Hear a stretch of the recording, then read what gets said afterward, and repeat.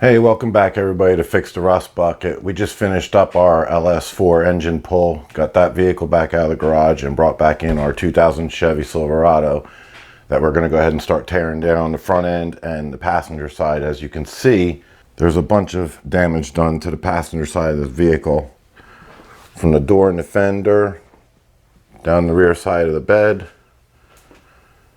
and definitely suspension parts. So we're going to get inside of here, tear it apart, see what we can find, and see what we need to order, and get this truck back on the road. I'm hoping the vehicle doesn't have too much damage done inside, underneath of the cosmetic stuff, the door and the fender, the post. We'll see. The wheel was destroyed. Not sure what the rest of it underneath is going to look like, but the rack and pinion is going to be something we're definitely going to have to rebuild. Get ourselves a new door, new fender. I don't think inside underneath is damaged too bad. We've already done our measurements on the cab and the bed on both sides, and the frame wasn't twisted. That's a good thing. Let's hope this is something simple. Nothing too major. And we'll start using the truck to get more cars, more projects for Fix the Rust Bucket. So I'm really happy with this truck so far. When we did the ignition on it, got it up and running. It was 200,000 miles on the truck. Cleaned out the interior. The interior is actually immaculate. I'm surprised. We saved it from the yard, got it cleaned out before any kind of water damage or anything else, with the door being busted on it. So let's hope get the outside looking just as well as the inside looks.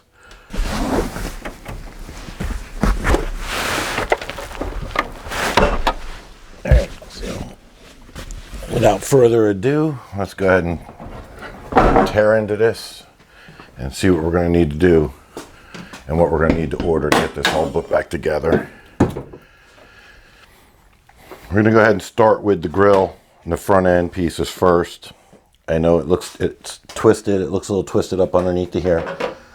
So I'm not sure what I need to order there. And then we'll get into taking the fender off, work our way backwards on the fenders and the door. I'm going to leave the hood on for now.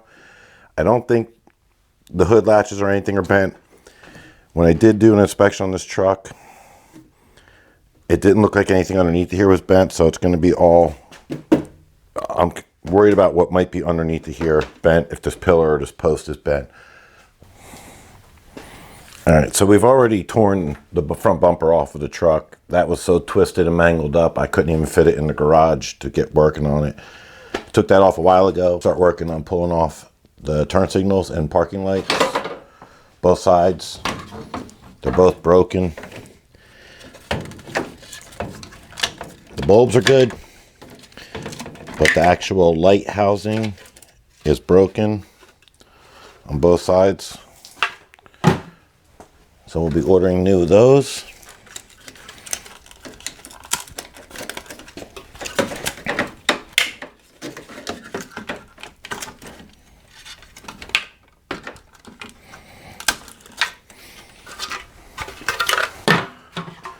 Just set them off to the side somewhere. Mark them for later. Start working on the top piece over here so we can access the grill and the headlights. All right, so in order to get this plastic piece up off the grill in this area so we can access the bolts holding the grill on top here, there's these little tabs right here. These little tabs, you can just go ahead and take a flathead screwdriver, push in the middle, twist them up. There's a tool made for this. I had one, I can't find it. So since I can't find it, you can do the screwdriver, flathead screwdriver. Once you get the center lifted up, go underneath of it, and lift up, and pull the whole little tab out of there. There's a few of them across the whole top. We'll get those all out and see what it looks like underneath.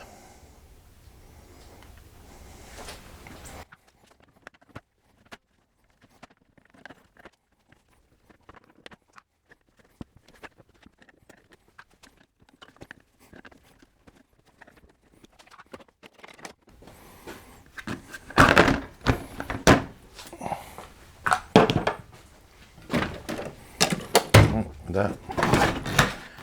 Pull that out of the way.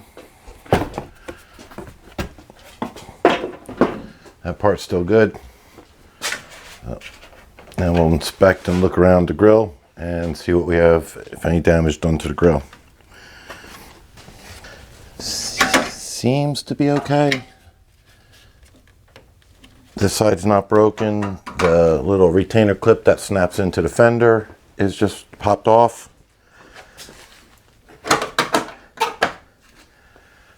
Same thing on the passenger side.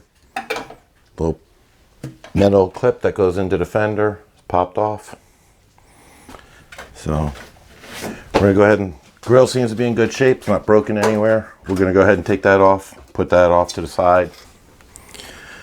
All right, so here's what we're looking at on the grill, both sides, driver side and passenger side.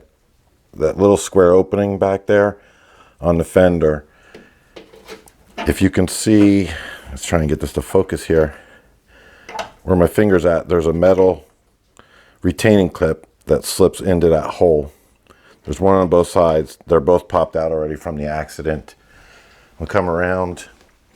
There's 4 of these right here. Phillips head screwdriver, you twist them counterclockwise. They'll come off. And there's one right here. And then after those 4 are removed, the only other thing you have to do is remove this 10mm bolt right here, and your entire grill on this truck will come off. So we'll start with the 10mm screw or bolt. There's no nut behind it. It threads into this metal bracket with your hood release latch. So take that off. That out of there.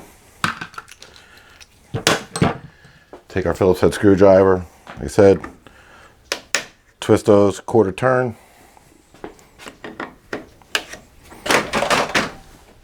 Don't drop the grill and break it.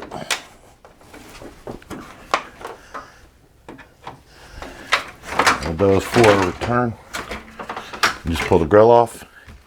And we'll go store this away so this also doesn't get damaged. This is still in good shape. We can use it later. All right, now that the grill's gone, we're gonna go ahead and remove the headlights. These headlights on this truck, again, this is a 2000 Chevy Silverado.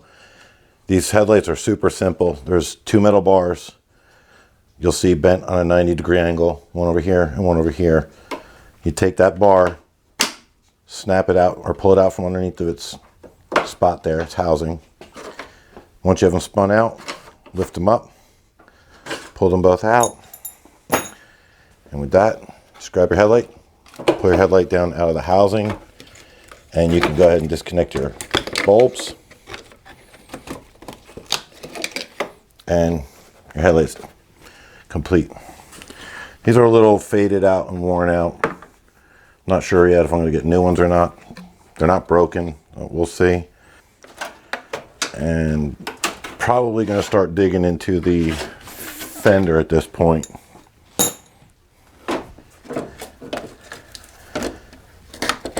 Getting the fender off. Again, this headlight, this one's not too bad. Still just as faded as the other one.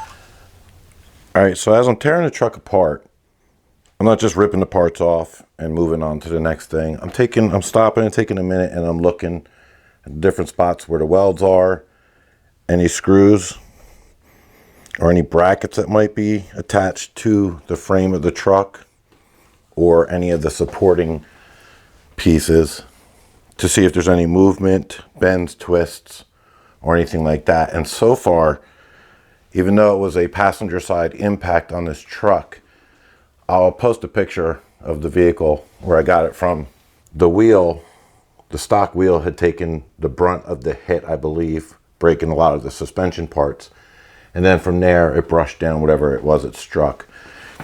It didn't really go into underneath the defenders, the cosmetic stuff. It really didn't go underneath it there, damaging anything so far. Everything underneath of the outside shell of the fender is still pretty straight. This is I just measured this and checked this from the other side. That one's pretty straight still. Underneath of here, this piece here didn't get hit. And as you see here, this movement over here supporting the plastic part for the headlight also didn't get shifted. So this screw is not shifted. I'm just looking around, seeing, matching things up with the other side, doing measurements. And then if you come up inside here, peel the rubber stripping back, looking at the bolts, and then I'm looking for clean metal, bare metal, or scraped metal.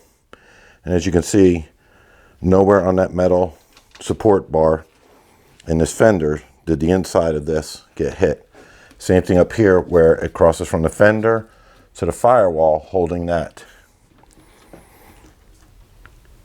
There's no bare metal showing. There's no bends in this and nothing, you know, you would see it if it's shifted over, you would see the damage. So fingers crossed, as we dig into this, it's not as bad as it looks on the outside.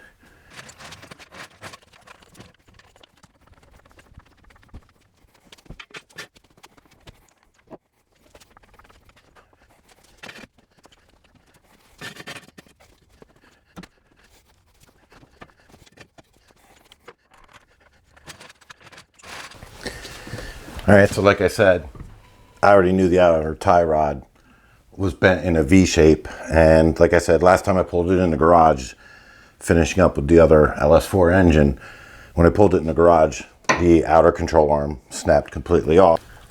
All right, so now that we have the tire off, we're gonna go ahead and pull the inner wheel well out of the car. It is damaged to the point of having to get a new one. It's broken. Now this is got the same type of plastic tabs that the top plastic piece above the grill I was showing you. They have the same kind of tabs here to remove the wheel well. They're just throughout the wheel well, going all the way around. So we'll go ahead and pull them off, get the wheel out of the way, and then we can go ahead and start working on the actual fender itself.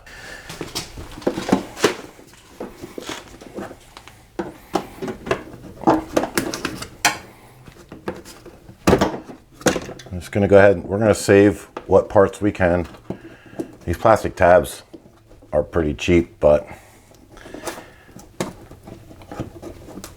some of them are broken in half and bent pretty bad.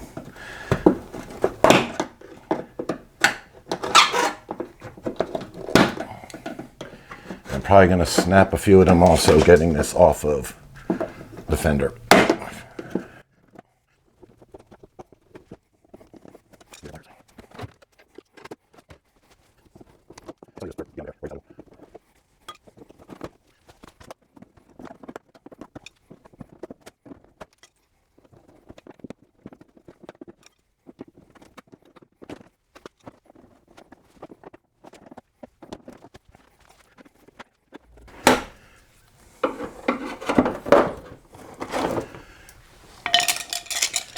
That removed.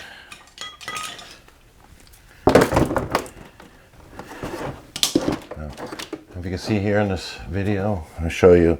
So I got a wiring harness going to, looks like the coolant overflow bottle. And over here, I'm just gonna pop that off. These are stock. This wiring harness right here, or this wire loom, is stock to the car. The previous owner has these wires. There's two wires coming out. Some kind of lights in the wheel well or something, but we'll go ahead and we're going to take that out and get rid of that stuff. So look at that. All right. Well, the inner wheel well's out. Like I said, it's broken up in the front here. So add that to the list of parts that we have to get. All right, so in order to remove the fender, we have 2, 4, 6, 7, 8, 9 bolts holding the fender on the outside here. But we also have some nuts and bolts that are holding the fender on the inside over here. The overflow bottle and the air filter box are also attached to this part of the fender. So we have to remove We're going to go ahead and remove the overflow bottle and the air filter box out of here first, get access to those, and then we can work on the other bolts on the outside. We're going to go ahead and just try and disconnect the least amount as possible. I'll start right here with the hose to the airbox.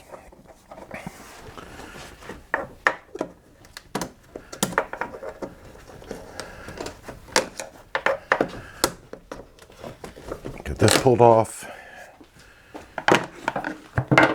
And then work on removing the airbox itself. That's loose. We can go ahead and take the screws out. Get the top of the airbox, the air filter box off of here.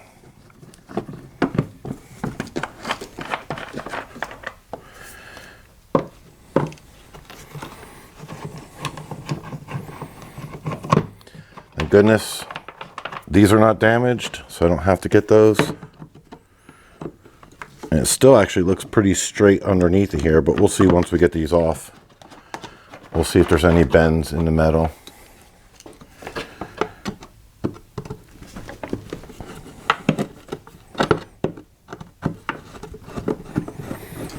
And what we might have to fix inside here.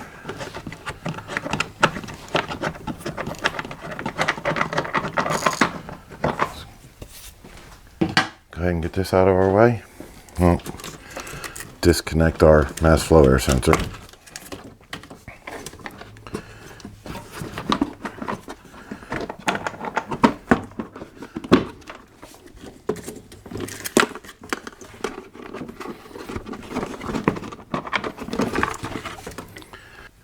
Go ahead and get this out of our way. Surprisingly, looking good.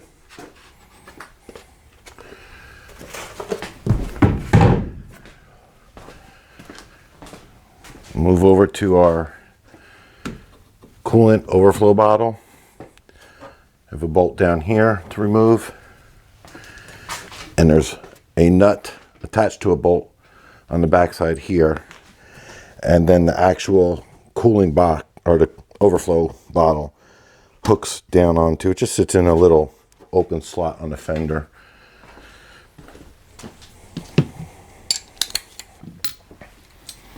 So we'll remove those two.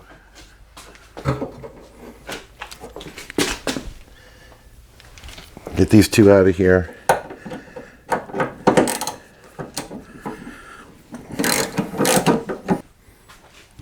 Pick up, like I said, the overflow bottle just slips into the fender. Pick that up, get that out of our way. Set that off over here to the side. It's good. Exposing more.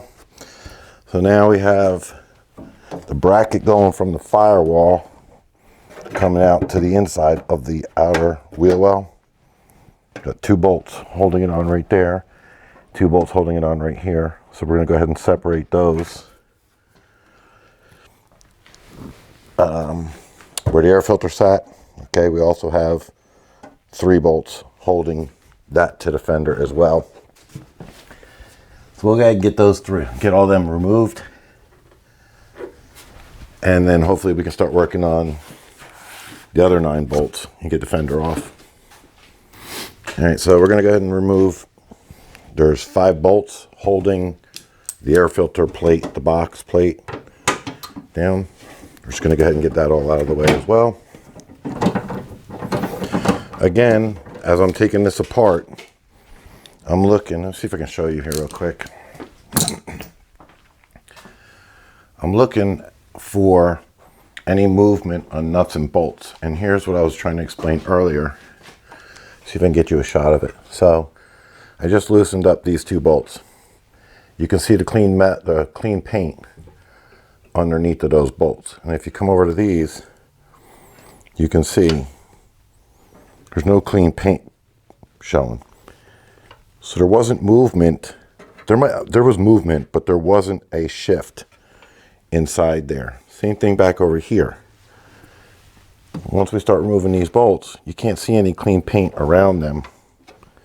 So that's telling me that it was a light hit and it was more on the outside of the vehicle than it was on the inside. The little bit of work I've got to do to fix this is fine with me. I got this truck on a great deal, and it'll last me a lot longer.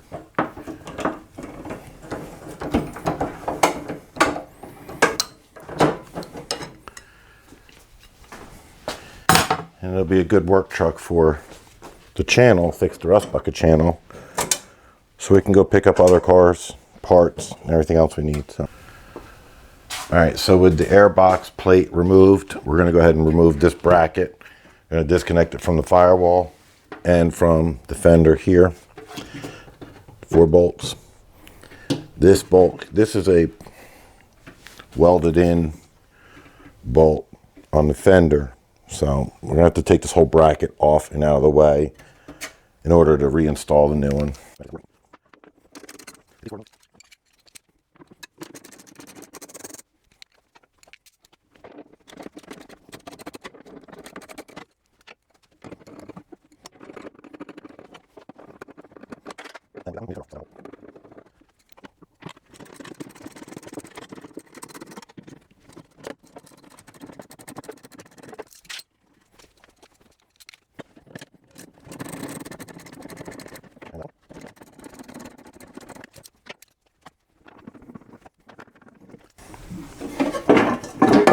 Pull that bracket up out of the way. All right, so next step we're going to do is the hood hinge. There's 1 bolt right there attached to the fender. I'm going to go ahead and get that removed.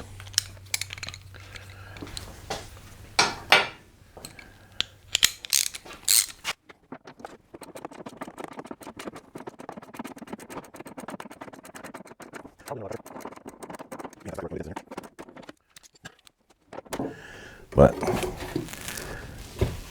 it's out of there now. We'll move on to the top fender bolts here. I'm actually going to leave this one in and one in the back here until we disconnect the ones on the bottom. So we're going to go ahead and get these 2 disconnected here.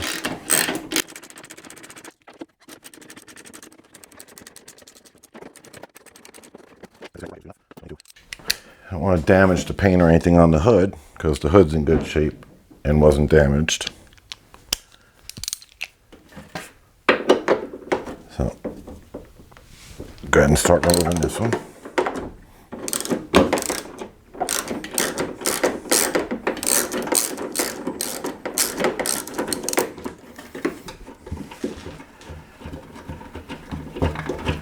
And with that one loose, we're going to go ahead and get the ones on the bottom first and inside the door jamb, and then use those 2 top bolts, this top bolt and this top bolt, to kind of just hold the fender up in place. All right, with those few removed from the top, leaving a couple in there to hold the top of the fender, I'm going to get to remove this one here in the corner.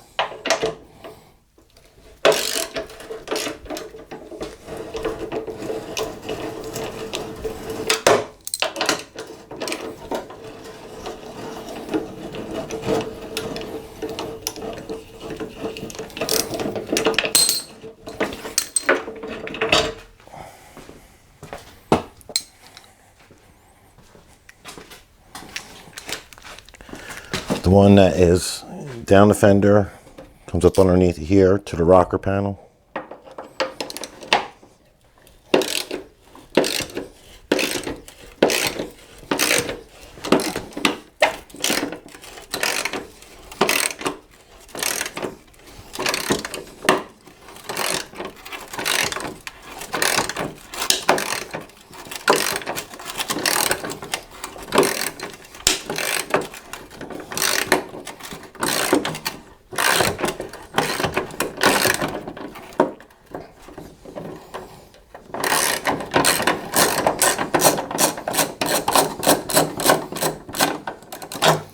Get my extension, and we'll do the 2 inside the door jamb.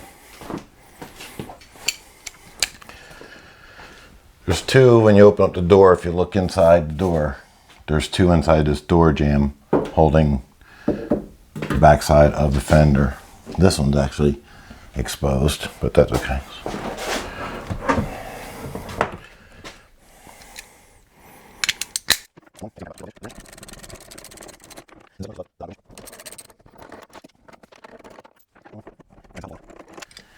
All right, so those two are removed.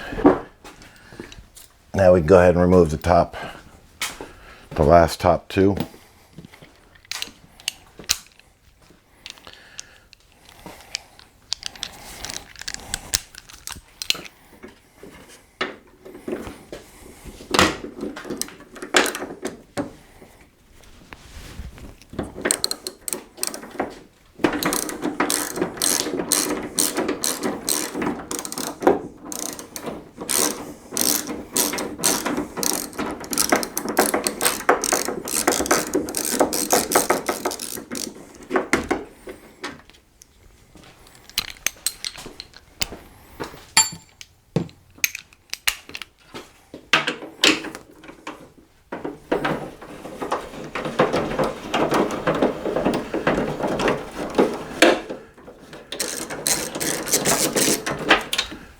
Hood supported, and we will pull the fender off the truck now.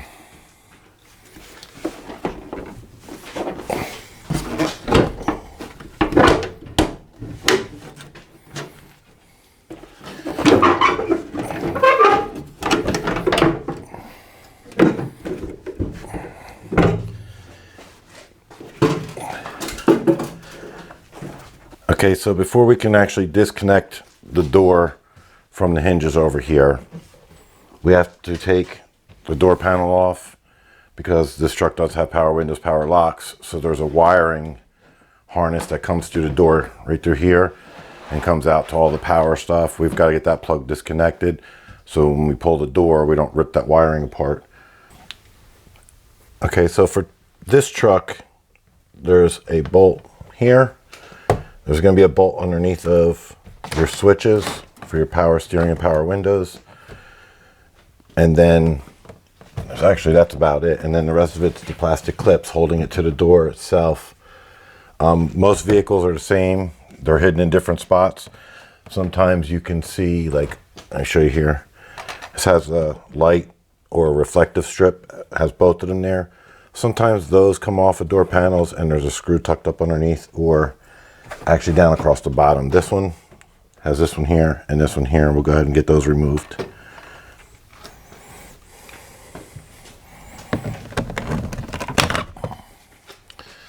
Pop that out of the way. You can't see up here, but I'll show you up here. This panel here just pulls off with some metal clips on there. That gives you access to your mirror. That's just foam in there. That gives access to your mirror. This one has power mirrors as well, so we're going to have to disconnect that plug as well. The mirror is gone, so we don't have to worry about taking off the bolts. But we'll work on the door panel right now. So.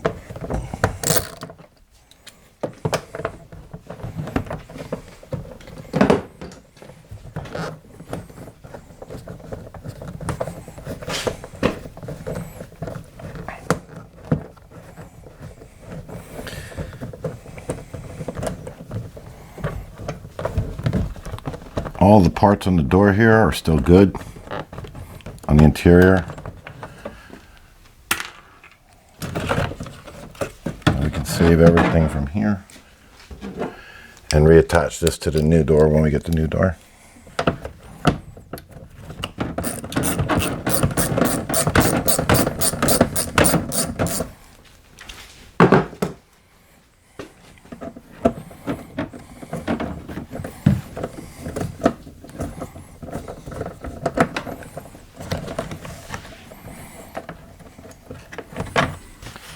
Those disconnected and hopefully no surprises underneath, we'll disconnect our switches.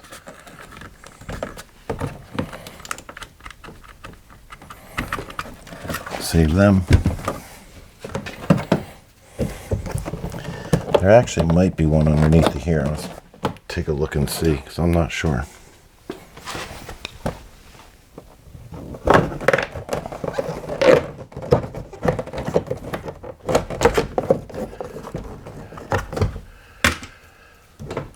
there's not, that's just access to the handle where it bolts to the door panel. So with that, we should be able to pull this apart, get it off of the door frame, getting us access to the wiring harness. Get you a better, see if I can get you a better angle here.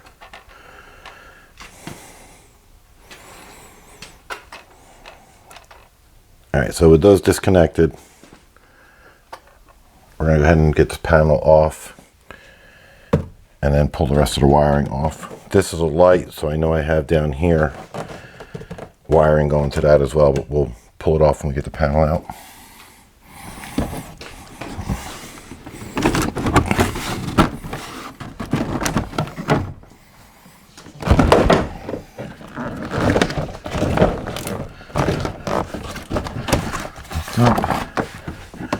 I'll show you how the panel hooks to the door in a minute here. Disconnect our speaker.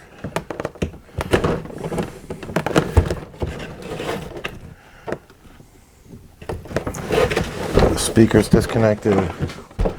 One more wire down to the light.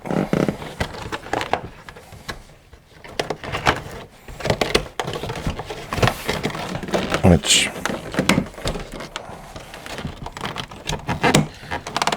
being difficult, so we'll just pull the light out. That's disconnected. So once, I'll show you how to turn this around. Once you have those two screws and the other few parts I pulled off, you have these just plastic hooks. They're around the whole door. And all they do is they rest inside of these open holes. Right there, you can see one down here and the three across the bottom that you can't see, they're out of camera view. Those basically just hold the door panel onto the truck, or the door itself. With those removed, we're going to go ahead and just pull all this plastic off. We'll save it in case our spare door or new door that we get, the new door we get doesn't come with this. We'll reuse this adhesive plastic shielding to put back on the other door. A lot of times you find these, somebody's taking a door apart, they're ripped, torn, they're not doing their job.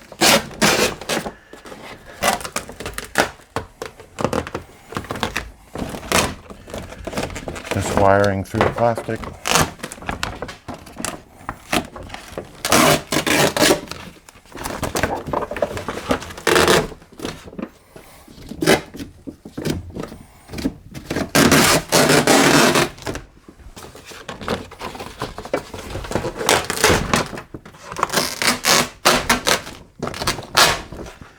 Put this off to the side to save it, and we'll get back to the wiring. All right, so with the plastic out of the way, we're going to go ahead and start working on removing the wires, bringing them back from the door latch back to the power window motor, speakers out, power mirror, back over to this point and get it try and fed out of there, over here. Get it all fed back over to this point where it's covered up with the rubber boot to seal it. Get it pulled out, and then we can go ahead and pull the door off. So we're going to start over here with the plugs for the power door locks. And so I really can't get a camera shot inside here. I can't get the light and the camera to even fit in there. There's where that rubber boot, this rubber boot with the wire, protecting the wire and insulating it so it doesn't get any weather, rain or anything in there. There's two prongs, one on the top and one on the bottom. And real lightly with your thumb, push the top one down. You can reach underneath, grab the one on the bottom, push it up. It rocks that rubber boot, as you can see right here now. It rocks that out of there. So now with that, we can pull our door open a little bit more and feed this wiring harness up and out of the door itself. And with that out of the way,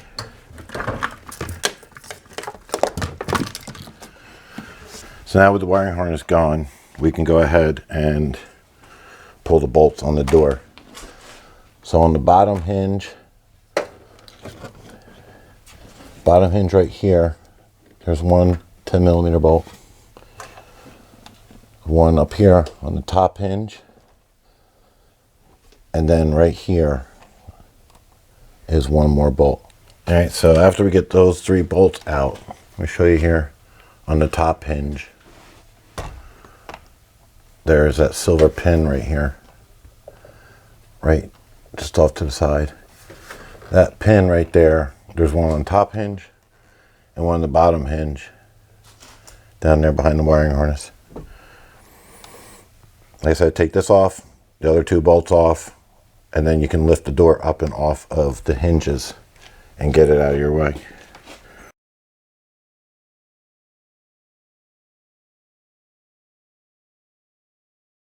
All right, so when I picked up the camera, I disconnected the microphone. I don't know how much audio I lost, but here we go.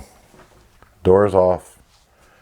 Had to pry on the hinges a little bit because it was jammed up in there, but that and they're dirty. But so far, looking across the rocker panel down here, there is some, it is pushed up in the door a little bit here. It's not too bad. I'll have to pull some measurements and, you know, get the exacts on it, but it doesn't appear that this post, or even here at the firewall, preliminary looks, it doesn't look like it got hit. This is not a hit right here. This is from the manufacturer like that. Looking at these manufacturer glue marks all the way up the vehicle between the firewall and this post, there's nothing. You can see that the glue is not shifted or moved, so it's a little dirty in there. Other than that, I think we're going to be okay with the body itself. Super happy about this purchase. This truck's going to last a long time with us. Hope you enjoyed the video. Once this is done, we're bringing in the '88 Ford Bronco. That's a complete front to back, top to bottom redo that we're going to do in that one.